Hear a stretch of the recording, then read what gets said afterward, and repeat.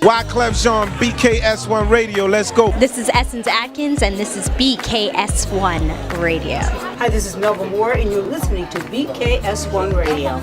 Yo, check it out. Wyclef Jean, BKS1 Radio, let's go. This is Essence Atkins, and this is BKS1 Radio. Hi, this is Melba Moore, and you're listening to BKS1 Radio. Yo, check it out. What's the deal? This the chef. Giving a big shout out to my peoples. Big KS, you already know what it is. Salute. What's up? It's your girl Monifa, and I'm hanging with BKS1 Radio. Hi, I'm Iyanla Van Zandt, and you're listening to BKS1 Radio. BKS Radio, baby. Hey, this is Jasmine Guy for BKS1 Radio. What's going on? This is Lamont Rooker, and this is BKS1 Radio. Shout out to BKS1, the best kept damn secret in the business. Hey, what's up? This is Raven Goodwin from BET's Being Mary Jane, and shout out to BKS1. Hi, this is Leon. You're watching BKS1 Radio. BKS1. God bless y'all.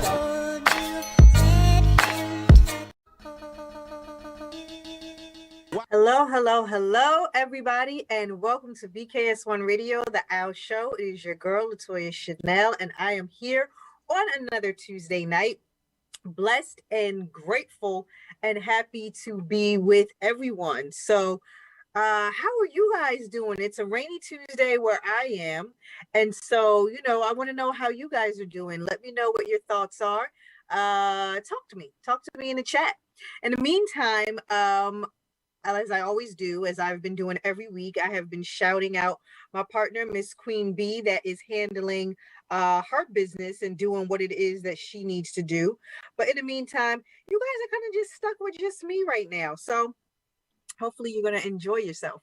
In the meantime, as I'm trying to, if you guys can see me, I'm trying to get all my stuff together here to make sure I'm doing what I need to do. Hold on. Okay, there we go. Make sure I'm doing what I need to do. But in the meantime, before we get to our guests, oh God, there's so much to talk about, right? And so, one main thing that I wanted to discuss before we get into our guests, which will be on a lighter note.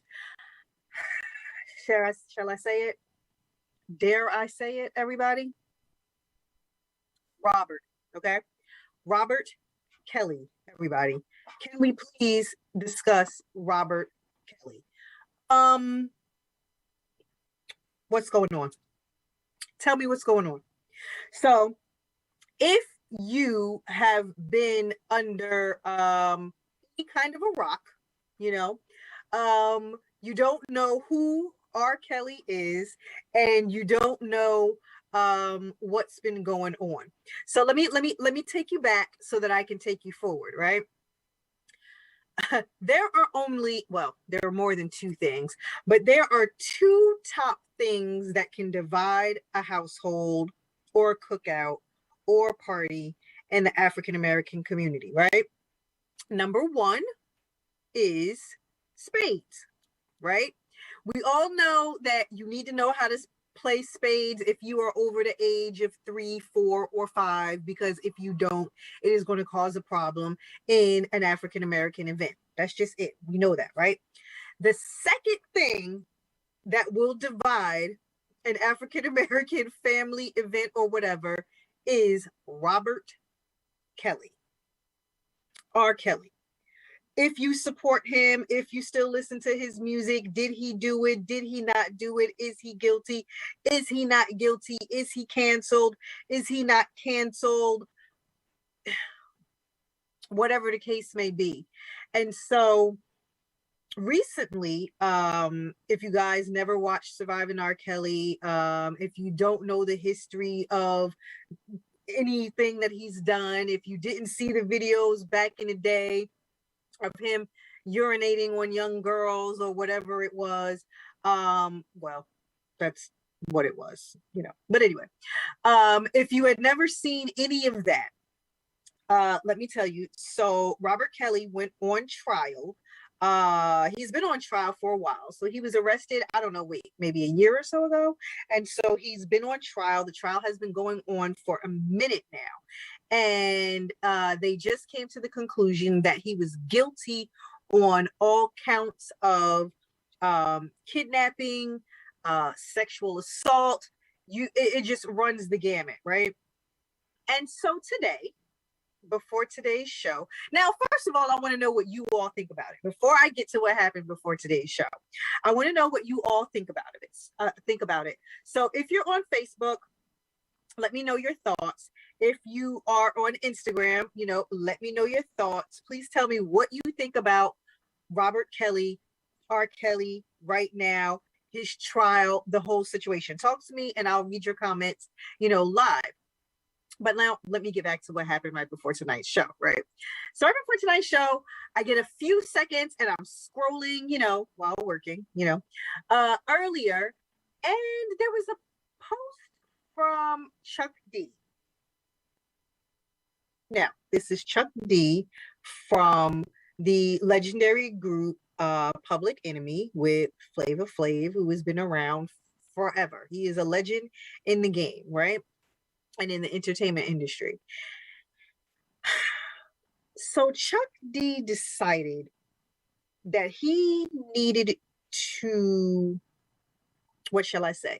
He needed to defend Robert Kelly on his actions and being convicted of, on all counts of assault, abuse, and everything, right? So I'm reading some of these tweets, messages, whatever it is that Chuck D said, and he's comparing the R. Kelly trial and his actions to a number of people, from Rick James to there were a few other artists that he compared it to. Now, do we all know that in the entertainment industry that there is a stigma, not necessarily a stigma. What's the word I'm looking for? Dynamic, not even dynamic. There's a thing in entertainment and the world in general with older men and younger women. And when I say younger women, I'm not talking about 18 and up. Some may be 18 and up, but for the most part, women are under 18 years old, right? We all know that Elvis married, his wife when she was 14, 15 years old. We all know the history of a number of artists and men in general that married their wives when they were, I don't know, children, right? So, he's defending Robert, and he's defending Robert based off of those claims. Here's my thought. And you guys, again, can correct me if I am wrong. But here's my thoughts on all of this. Whatever's been going on in history, whatever's going on now with this older man, young woman thing, whether I do feel like you should be an adult, and I do feel like you should be 18 years old. But again, it doesn't change. A lot of our grandmamas was 14, 15, 16 when they got married, started having children, this, that, or the other. I'm not saying it's right, but unfortunately, it has been the way of the world up until now. Okay? I give no excuses for it. Just because that's the way it's been does not mean it is right. However, even if you are okay with the way that things have been, can we discuss Robert for a minute? Robert, this is your MO, period, right? So it's not one woman that you fell in love with and she just so happened to be under 18 and you fell in love with her. Y'all got married, had 10, 15 kids, the way our grandparents and great grandparents did, and lived happily ever after, blah, blah, blah, blah, blah. You preyed on young ladies from the ages of 14 to 18 on purpose. If you watch any of the documentaries, if you read anything, you purposely set out at high schools. You purposely had all of your henchmen reach out to young ladies at your concerts who were under 18. So this wasn't I fell in love with this person and she just so happened to be 16, 17 years old. This was, I am purposely seeking out females in this age group. Purposely, intentionally. We don't see anything wrong with that. I'm just saying, you're intentionally doing this. And not once, and not twice, not 3, 4, 5, 6, 7, 8, 9, 10, 11, 12 times. This has been your MO for the last 25 years. For the last 25 years, this is what you have been doing. And with your status and with his money and with all that he has, Robert has been purposely seeking out young ladies under the age of 18 to have sex with, to tour with, and most recently, what we learned from the Surviving R. Kelly documentaries, to hold hostage, to urinate and defecate in buckets in the corners of your house with guards making sure that the young ladies don't leave, and with no contact to family. That's kidnapping. And that's not kidnapping, because, I mean, there's never any excuse for kidnapping, but this is just what you do. You kidnap multiple young ladies between the ages of 14, 18, and some older. That why they did that, I have no clue. But I have nothing to say for the adults. But you kidnapped women between the ages of 14 and 18, moved them into your home, and then held them hostage.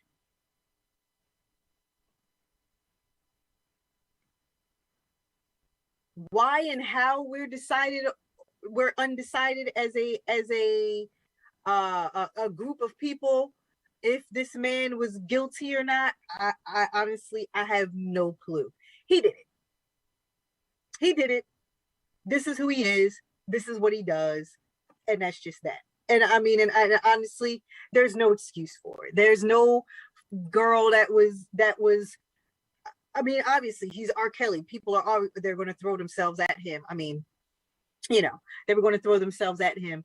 But the fact that he's done this over and over and over again and was a habitual offender, literally up until he was arrested and went to jail, and now finally charged on something. I don't understand how we're divided as a people on this. Now, what I will say is the man is gifted. The music runs through the fabric of our culture just like anything else. Should you stop listening to his music? Honestly, I feel like that's up to the person of if they want to listen to it or not. Does he still make money off of it? Is he still making money to then abuse people off of it? Like, there's so many ways that we can go down why we don't want to listen to it. And then of course, you know, there was that point, and I don't know, was it me? Was it y'all? What was it? When you would start paying attention to the words of every song after Surviving R. Kelly appeared, and you would start being like, this don't even sound right no more, knowing the stuff that he was doing. Honestly, I feel like it's up to you. But whether the man is guilty or not, and to come to his defense, not because he fell in love with a young lady or slept with a young lady or whatever the case was, but has a 25-year career of abuse and kidnapping and predatory behaviors. Come on now. What are we defending? What are we defending? Again, I don't know Robert from a can of paint, and I don't know Chuck P from a can of paint either. But what I will say is, Chuck, you might want to be mindful as to what you're defending, especially being a legend in the game. That's all I have to say. But what do I know, right? Anyway, on a lighter note, tonight we have an amazing guest who's going to be in the studio. Did you hear me about to say in the studio? I am not in the studio. I'm in my home office. But we have an amazing guest who is going to be with us virtually on the show.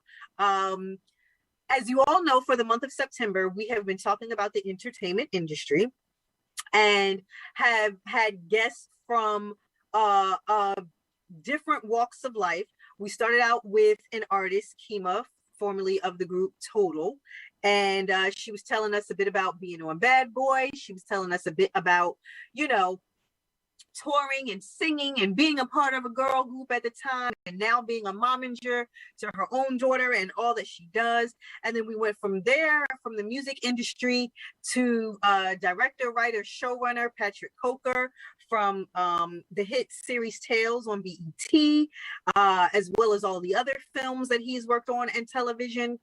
And then we went from there to the media with former executive Steve Reyes from allhiphop.com, Love and Hip Hop, Divorce Court, all the reality shows, and then his branding agency, AGA. And now this week, we are going to look at another side of things. My guest tonight has been and still is a stylist. She's been in public relations, all for the stars, all another aspect of entertainment. So everybody, please help me welcome to the show tonight, Miss Stephanie Fairfax. Hey. Hi. How are you? Can you hear me? Yes. Okay. I can hear you clearly. Cool. How are you? How are you tonight? I'm good. Can't complain. Good. Yes. So let me give you the backstory real quick, because I know you're a stylist and I'm sitting here like this. Mm-hmm. Okay, look, right. I know I was supposed to go into the studio today, but this being a women's empowerment show, I had to find some boundaries and some balance. I couldn't make it there. I said, oh my gosh, I need to throw on something so I'm not looking like a complete bum when I'm interviewing Stephanie. So I threw on something real quick. I'm not going to tell you what I look like from the waist down, but I threw on something real quick so that we can get through tonight's show. But I am glad to have you here tonight. Well, thanks for having me. Yes. Tell us, give me all of your titles, because you have so many of them and you do so many great things. So just, I said stylist to the stars and publicist, PR work. Just tell me all that you do, and then I'm going to ask you how you got into everything.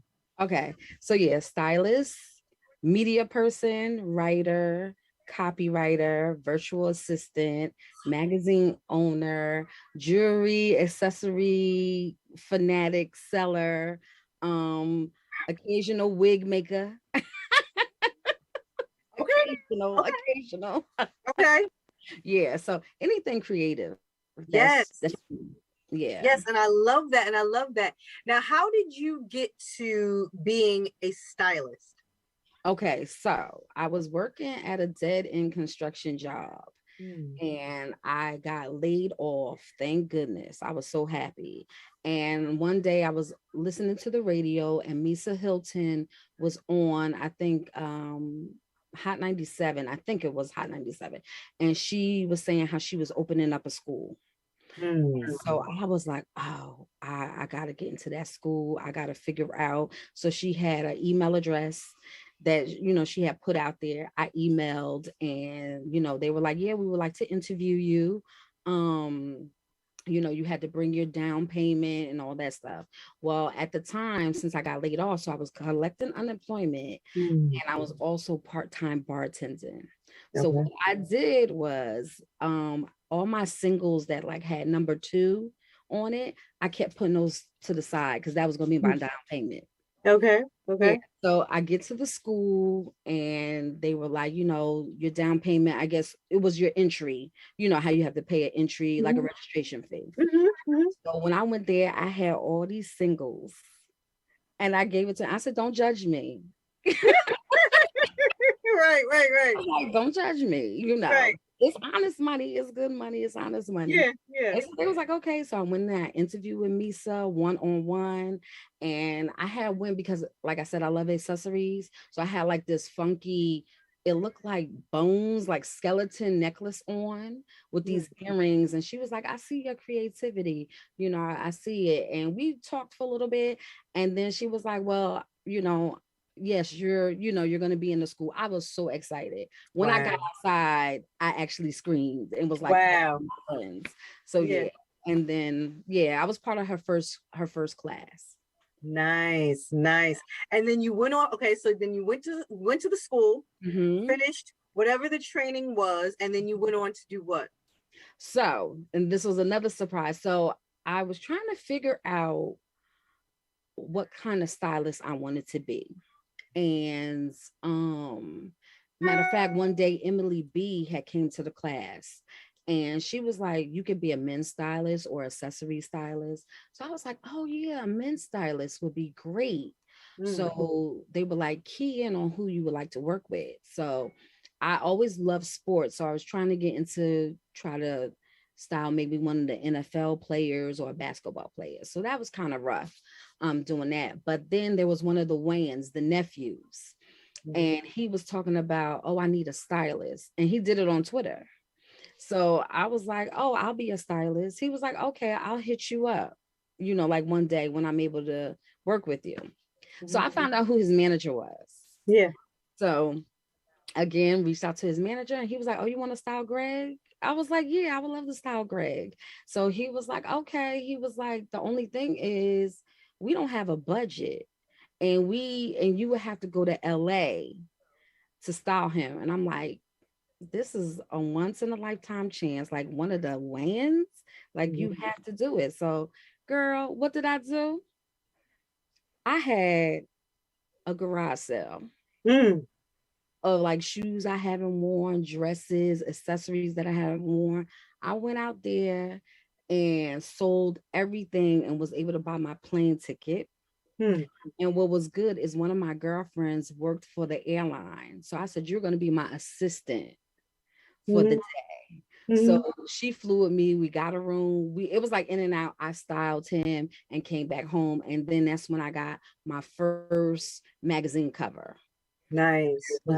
So yeah. And then from there, just like different, I was doing photo shoots like left and right.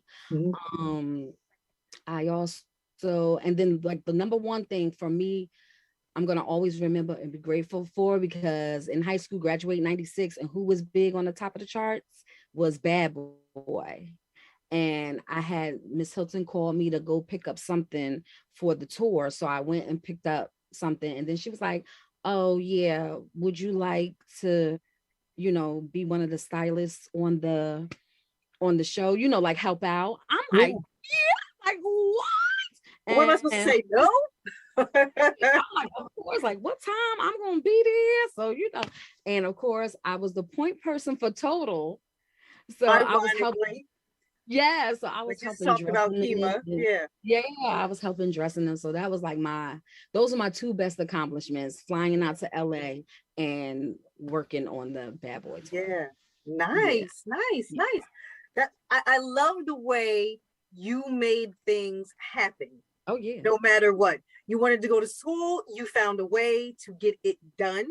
And you know, you wanted to get to LA and you found a way to get it done. I love that you said that, and I love that we as a people always find a way where there is no way. We are really truly us, you know, coupled with God, are miracle workers and can really and truly get things done. I absolutely love that. Tell everybody what goes into being a stylist, because you know, I feel like everybody thinks they know, but they honestly don't know how that process works and really honestly what goes into it. Well, you have to a lot of times study you have to know what the trends are. You also have to study your client, because not all clients are easy, and people think, oh, I could put a look together. It's not about that. It's not just about putting a look together, because you have to have relationships also with fashion designers. Okay, that's the part I don't think people understand. They don't understand that. Where do the clothes and the items and the shoes and the bag, where does this stuff come from? All different fashion houses, different designers. There could be up and coming new designers, and you could reach out to them. But there's, it's a certain time of format that you have to do. And everybody always think like, oh, I could do that. Oh, can you really? But how about if they say you want 5 looks and you come with 5 looks? No, if they say 5 looks, then that means come with 8 looks. Because what if those 5 looks don't work? Or come with 10. Like you have to be able to mix match, and what if it doesn't fit? You know what I mean? Just because I give you your sizes, not everything fits. And who pays for that? That's the budget from the artist. That's what the budget from the person. Because you have to ask them, what's your budget? Some don't have a budget. So you gotta say, oh, that's when you become resourceful and say, how can I make this work? And it's a good thing too, because I have a lot of friends who are store owners, boutique owners, who are designers themselves and want to be put out there, so you can reach out to them. And for me, I'm the type also, I also always tell the clients, like, why would you want to wear what somebody else is wearing on the red carpet? Or why would you want to wear, you know what I mean? Like, I think about that all the time, because for me, I don't like to wear what everybody else is wearing. Yeah. You know what I mean? So if I have a friend who has an item, I'm like, I want that, because I know nobody else is going to wear that. You know what I mean? And if they do, it's after me because I wore it. Yeah. You know? Yeah. So from the stylist process, when they have a budget, are they buying these clothes, or are they really renting them and you guys take them back? It's either way. They can buy them if they want them, or they're renting. It's whatever the client wants, or how, or sometimes a designer may gift them an item. You know what I'm saying? So it's all like different. It's all different avenues. Yeah. Who do you prefer to style, or do you have a preference, men or women? Men. Because see, a man coming from a woman, you could put on a suit and he may be like, oh, this isn't. And you be like, what? As soon as they come out of the dressing room, you could be like, oh my goodness, you look sharp. Let me put this watch on you. And that's what happened with Greg. He had put on a jacket and I was like, oh my goodness, you look he was like, I do. I was like, yeah, put these shades on. So, I thought, you look handsome. I was like, oh, when they see you in this picture, everybody, he's like feeling himself. Now he's like, oh, now he's really checking himself out. So your men are, they're pretty good. I mean, I had some men too that, were crazy with it. Some of them, these jeans don't fit. I'm like, relax, I got another pair, but us as women, because we're like, no, this don't fit. We feel, a lot of times self-conscious. But my thing is this, it's the undergarments that make it work. Okay. Girdle, it doesn't, I don't care if you have a flat stomach. Still put on the girdle, because it still smooths out your outfit. Have on a good bra for a top heavy girl. You gotta spend some money. Yeah, I was going to ask you, what are some tips and tools of the trade? What are some things that, because we see people on red carpets and we're like, oh my God, they're gorgeous. For instance, Mary J. Blige in that gold dress a week or so ago. Oh my God. Absolutely amazing. Absolutely amazing. What are, some additional tips and tools of the trade to look like you were on the red carpet, even if you're going to, I don't know, Target? I mean, but whatever. Well, get outfits that fit your body type. You know what I'm saying? Not everything is for everybody's body type.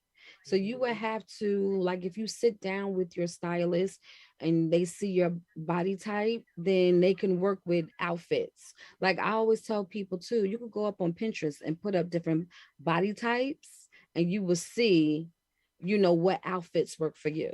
Like for me, I have a small waist but a broader back, but I have keen hips.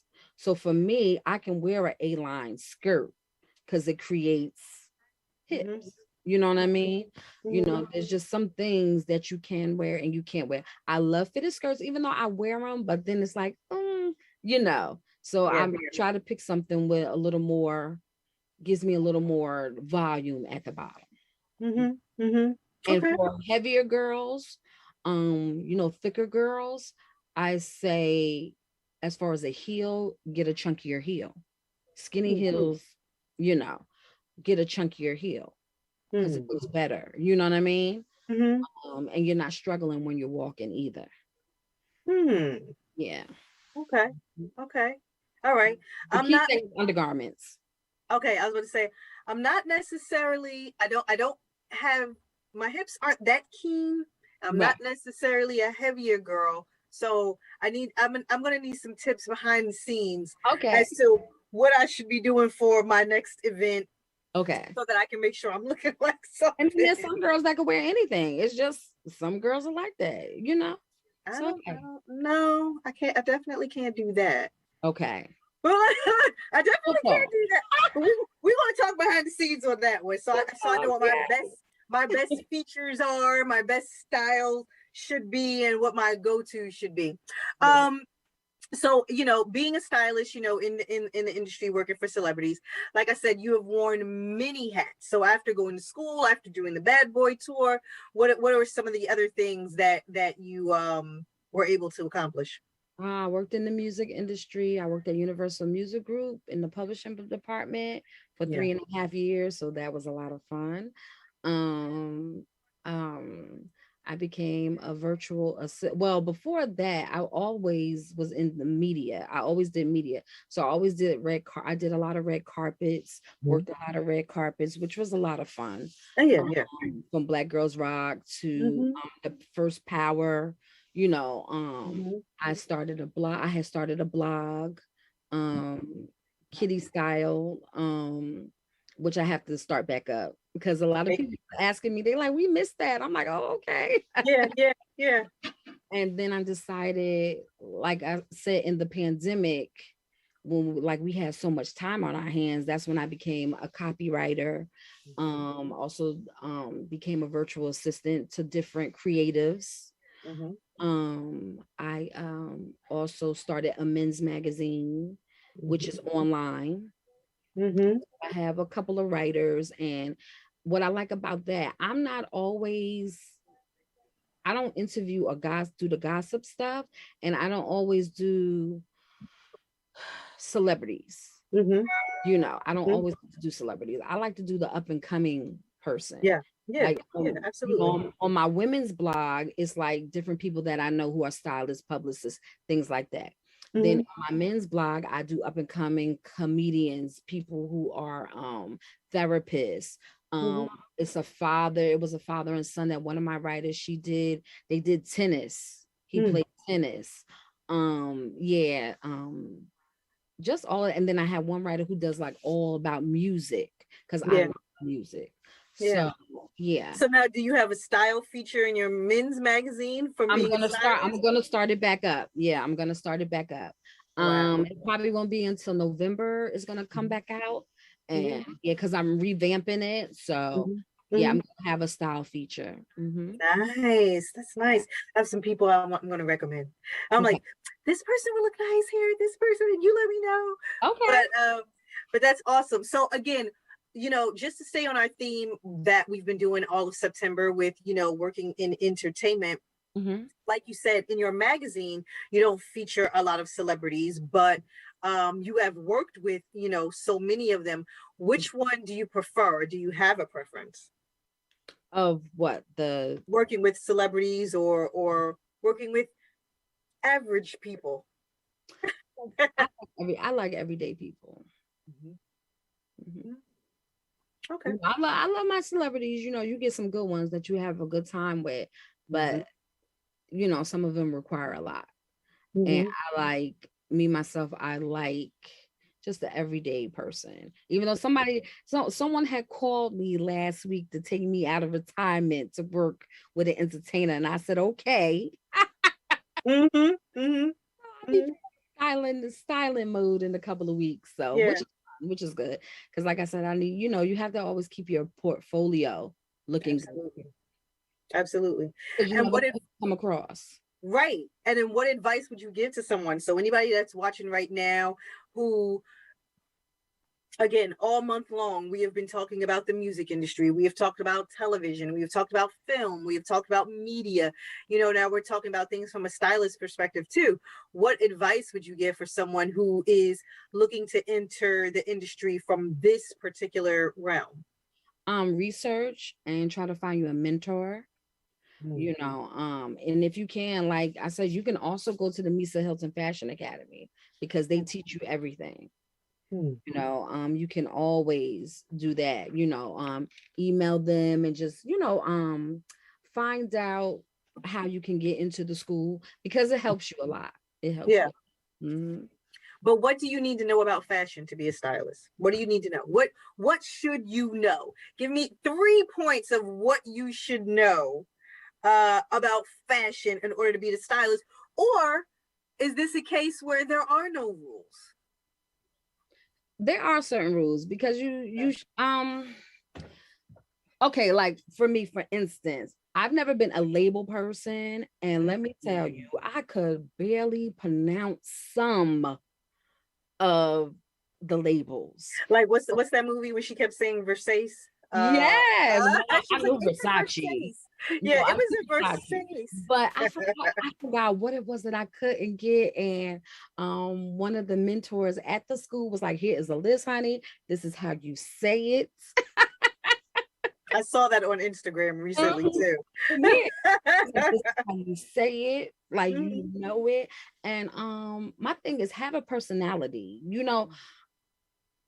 don't have to be all the time, and you don't want to be shy either, but have a personality, be yourself. Some people can be intimidating, but don't worry about them. You're there focused on your client. And know what you're there for, what's your goal, and your goal is to work with the client, at hand. So my thing is just like research. And, like when I first went in, I didn't know what to expect. No, I didn't know what kind of stylist I wanted to be. Because I did different test shoots and different things. And I'm like, okay, do I want to be with the women? Do I want to be with the guys? And it was like, oh, I want to be with the guys. And then that opened up doors. I've been doing Fashion Week for 6 years now. I've been working Fashion Week as a dresser. But how do you know what's going to look good on camera, or how do you know that it will resonate with whatever message that you wanted to portray, or on a magazine or on the red carpet? Well, that's what they give you treatments for, like as far as like television, because television, live TV sitcoms, and all those are all different. There's all different, and there's all different looks that you have to go for. What clashes on the red carpet, even on screen. Like if you go sit in a studio audience, they tell you to wear bright colors. Because that's what pops. Things like that. So if you go to a school, even if you research it, you can just see what goes for each category. Because I worked on the stylist side, but I also worked on the production side, TV. Working in the fashion industry, music industry, it opens up other doors. You may be like, oh, I want to be a stylist, but then you end up saying, oh, wait a minute, no, I don't want to do styling. I want to be in the production. I want to help build the sets. I want to help, like I said, I've been in all different types, and I worked on Broadway. At the theater. I've done all of it, which is obviously very different, and I love it. Now that I love, because you have a show every night. It's a lot of work, but it's still a lot of fun. Wow. So then what's next for you, Stephanie? So you've done a bit of it all in entertainment. So what's next for you? Is there anything that you have not done that you want to do? I'm trying to think. I don't know yet. And that's the point of it. I really don't know yet. Yeah. Like I said, I'm going back doing a styling show. I'm getting ready to do help out with the Thanksgiving parade for Macy's. Oh, nice. Okay. This will be my second year doing it because I missed last year. But Macy's, they're getting ready to call me back to do a stint at the Children's Theater. Oh, and nice. then turn around in February is Fashion Week again. So yeah. Is there anyone that you have always wanted to style? Yes. Thomas Jones. Yes. Who? Thomas Jones, the former running back for the Jets and the Bears in Kansas City. And now he was, yes, honey, and he was on being Mary Jane. And now he's on the show. He's on the show called Johnson on Bounce TV. Okay. So I'm trying to make that work. So if anybody knows Thomas Jones, let him know. All right, so we're putting that out there. We're manifesting. We are manifesting. Always taking pictures with him. That's me. I want to follow him. We are manifesting tonight on the show. So you will be a stylist for Thomas Jones. Okay? Yeah. Okay. Yes. Any women? Any women? Oh, I would love to work with Mary J. Yeah, I would love to work with Mary J. And she is doing it up. I mean, every single even if I'm just the assistant, just putting the clothes out, that's fine. I would just love, Yeah. Every magazine she's done, every photo shoot she's done. I mean, I don't know what she has been on the last 5 years, but everything is to perfection. And speaking of, like you said, you were making wigs when she was on Power, my girlfriend and I used to watch, and I was like, why does every single wig look like sheer perfection? Every strand of blonde hair just looks like, I mean, absolutely amazing. We kept saying the entire season, I don't know who makes this woman's wigs for these shows, but they are every single thing. So again, Mary, kudos to you, honey, because everything you've done for the last 5 years has been sheer perfection. So yes, definitely somebody to work with. Has there been a time where you have been on a set, or even if you were at home just watching something on TV and somebody has come by, maybe for some of these larger shows, and you're saying to yourself as a stylist, like, that ain't it. Oh, there's gotta be something else you could have done. Yeah. The last gala wasn't hitting for me. I mean, there was some looks, but like it wasn't telling a story. You always wait to see like certain people, and the certain people that I was waiting for really didn't do it for me this time. Okay. And what about, so here's something that has always, let me just say this. I didn't know what to do. So I went to Paris a few years ago, and their style is very different from ours over here. So I'm online, I'm Googling Paris trends. I'm Googling Paris fashions, and I thought they have a very, for lack of a better term, it's very muted. Everything is kind of very toned down. It's not really apparently we do too much over here, and we're a bit extra over here, and they are very muted, very toned down look. So I thought that I had packed a very toned down look. I get on the train to go to see the Eiffel Tower. Okay. There is a Black woman on the train from Paris who is sitting across from me, and she's staring at me. And I'm like, now I didn't think I had on anything extravagant because I did, and she says, "You must be from America." Yeah, see, all they knew right off the bat. And I was like, yes. She was like, yeah, I can tell by the way you're dressed. Well, what did you have on? Was it white? A blazer with leggings and knee boots. Oh. That was it. And a scarf. Oh. Because it was Paris, and I figured everybody did that, right? So there was nothing extravagant, and there was nothing too much. But she said, and I was like, So my question to you is, when dealing with style, have you ever had to deal with, had that dilemma with styling in other countries where the trends are very different, the style itself is extremely different, and you're just trying to figure out what do I do over here? Well, I haven't styled anyone overseas. Yeah. So yeah, but yeah, I mean, I'm thinking, like, say if I was going to Paris, I would probably have on my beret, a red lip, a pencil, the pencil pants or a pencil skirt. That's what I had on. Or like, little button up and just, That's what I wore, and apparently it was still too much. It was still too much. That was listen, after the show, I will show you pictures of what I had on, and it was too much. Again, it's a very muted, almost withdrawn, less is more. Less is more. Yeah. But apparently a lot less is more, and that's their everyday.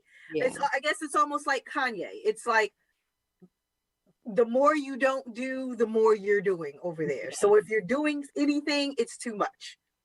So yeah, I don't know. It was for you. I mean, like, really. Right. I was baffled, but I was noticed. I was baffled. Yeah, I was baffled, but I was noticed and pointed out immediately. Right. Immediately. So I love it. That's just my trying to understand some style in the other country story, and I don't know if I got it wrong or what was happening, but I was outed. Anyway. I was completely outed. So, television show. Is there a television show where you have said to yourself, or a movie where you have said to yourself, I would have loved to be a stylist on that particular set? Cruella DeVille. That styling was everything. Okay. Styling. I'm trying to think a show.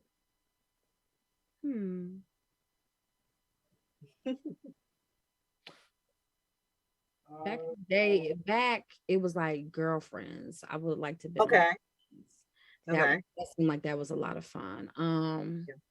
It's a new show that comes out that just came out last Tuesday with Yaya and the one in Martha's Vineyard. Like Me. Yeah. Like that looks So you like your style, because that was my next question. Your style is a lot of well-to-dos or like gowns and different things. I ain't well-to-do, but I know how to make it look like I'm well-to-do on a budget, honey. Okay. Yes. Because my thing is, it's the accessories. You can have on a turtleneck and black pants, like all black. But those shoes, your shoes could pop, your earrings could pop, your bag can pop. Like I say, I love accessories. So if my accessories pop, I'm good. Yeah.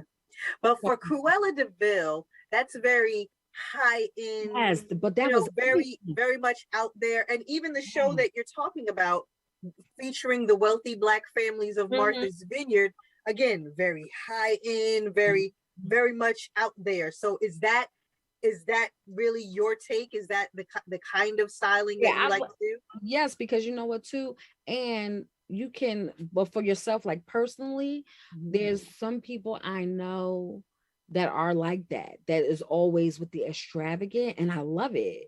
Because I'm like, you could rock it. There is no, fashion really has no limits to me.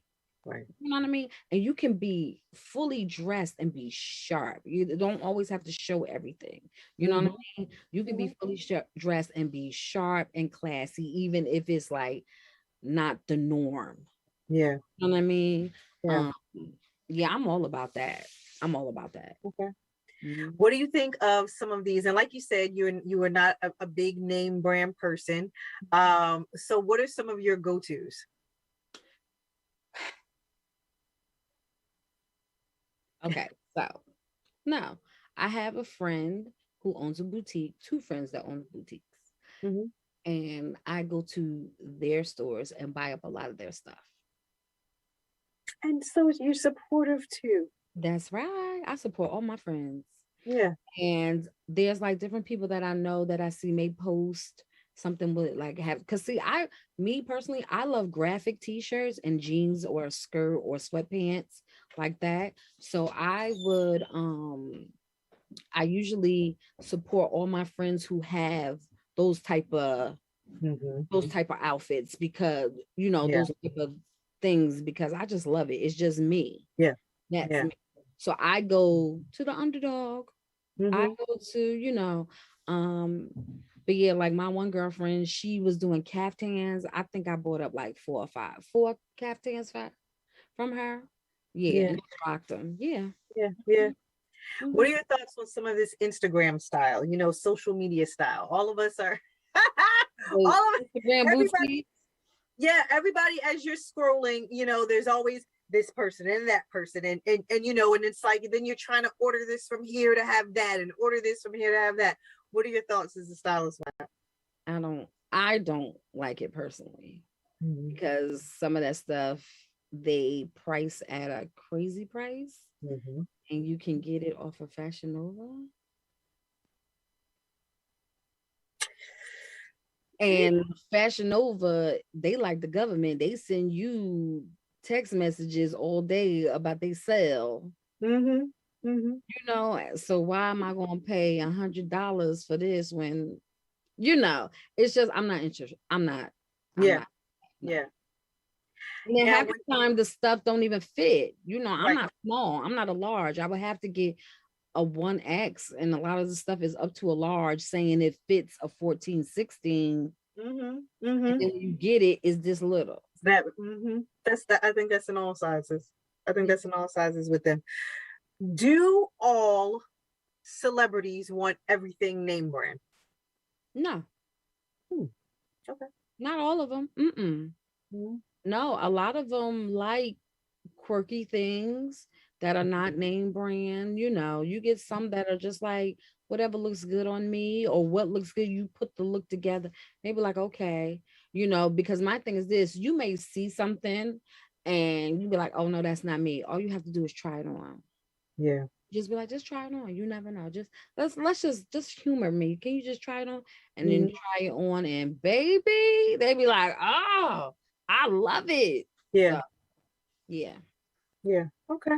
All right.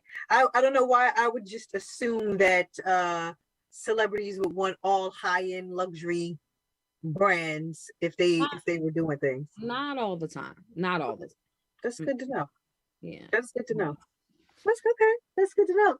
Unfortunately, we are literally coming to the end of the interview. Well, I had fun, girl. So we are coming to the end, unfortunately, but I want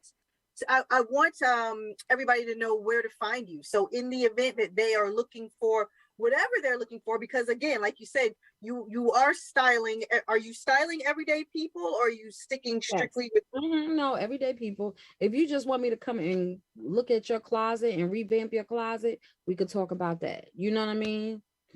I've done it for a couple of people. It was one of my friends I went to high school with, and she was like, I need help. And I went to her house, but it was funny though, because a lot of times when the client and the stylist is there, the client don't need to be in the room with you, because there's some things that I'm going to throw out like, girl, no. Get rid of it. No.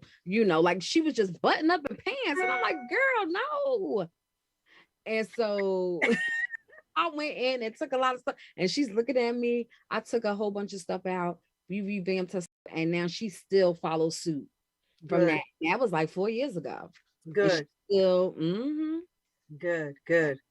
All right, listen. All right, that's another thing behind the scenes. I have so many things to talk to you about behind the scenes, from models to styling to people I would recommend to accessories to all kinds of things. My wheels are turning, but nonetheless, I thank you so much for doing the show tonight and sharing this aspect of the industry too. Like I said, my goal this month was just to highlight, our people in all walks of the industry, just to tell their side of the story and what it is that they think and what it is they feel about what they have done for so long. So thank you so much for sharing that and doing that tonight. But how can people find you if they are looking for you? Kayla Rue 78, Evelyn Rose the Assistant, and Major Coffee Magazine. Okay, say it again. Kayla Rue, go ahead. Kayla Rue 78 for styling, Evelyn Rose the Assistant for virtual assistant, and if you want to just follow my men's magazine, is Major Coffee Mag. Okay, listen, it has been a pleasure. Yes, and thank you so much, and we are definitely going to be talking to you very, very soon. And Thomas Jones, I still want to style you, so remember that too. Well, listen, we're going to get Thomas Jones, and we're going to get Thomas Jones, and as soon as you take the first picture and style him for whatever, we're going to plaster it all over the show. Yeah, so Thomas Jones, let's get it. All right, thank you so much, and we'll talk to you soon. Okay, bye-bye. Bye. All right, family, that was Miss Stephanie Fairfax, stylist to the stars, as well as all of the many hats that she has worn throughout her career. And again, kudos to her. So hopefully you were able to see all sides of this entertainment realm, from, again, music to movies to media, and now to styling this week. And the steps that you need and tips that you need to take to be a part of this industry and a part of, if you want to do that. And hopefully something we have said in any of these interviews has helped you to, I don't know, make some decisions, or, maybe go for it. Like she said, we have all gone through a pandemic where we have thought, hey, maybe this 9-to-5 corporate job I have, I want to try something else. It doesn't mean you have to leave your job, but again, you can try it on the side and decide if you like it and if it's something that you really honestly want to do. I'm all for it. I wear many hats as well, and I encourage anyone to follow your dreams and follow your goals. And if anything that we have discussed over the last 4 weeks are a part of that, it's all about networking and connections. And I say do it. Doesn't matter how old you are. It's never too late to restart.